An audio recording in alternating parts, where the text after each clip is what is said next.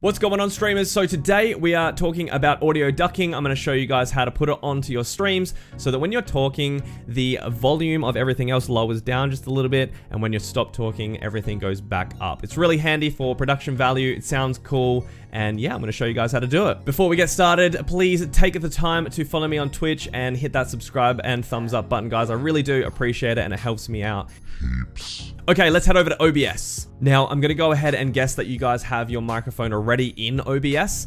If you don't already, you just want to go into your scenes, right-click sources, and add your audio input device in there. Once it's in there, you want to hit right-click and go to filters. Now, I've named mine audio ducking, but you want to hit the plus button here and add a compressor to your filters. You can call this compressor or you can call it audio ducking, totally up to you. Okay, so the first thing is setting the side chaining or ducking source. So basically I have my game and Spotify volume running through desktop audio. So I'm gonna run my sidechain and ducking source through desktop.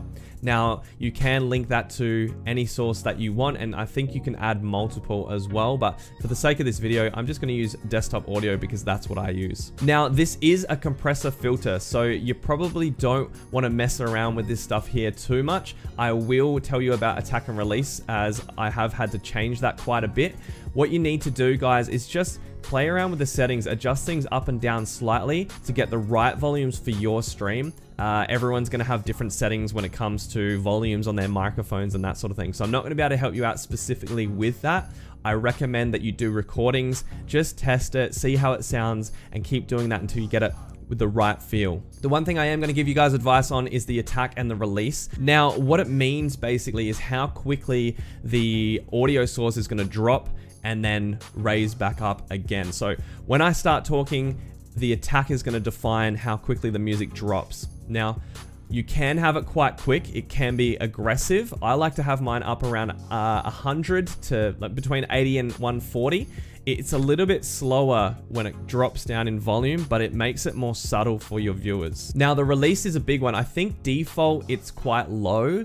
I can't remember, but you guys would probably be able to tell me. On release, I like to have it around 400. What that means is when I stop talking, all the audio volume is going to come up nice and slowly. If you have these set too aggressively, it can fluctuate really obviously on your stream, and it's not a great experience for your viewers. I have had mine set aggressively accidentally before, and I've looked back at my VODs and just wondered how people watched it like that. So biggest advice here, guys, test it, change the settings a little bit, and just get it to a spot where it sounds good to you before you go live again, okay? So please test it. Guys, that is literally it. That's all you have to do. Super easy. Once again, thank you guys so much for watching. Take the time to hit that thumbs up button, and I'll see you guys in the next video.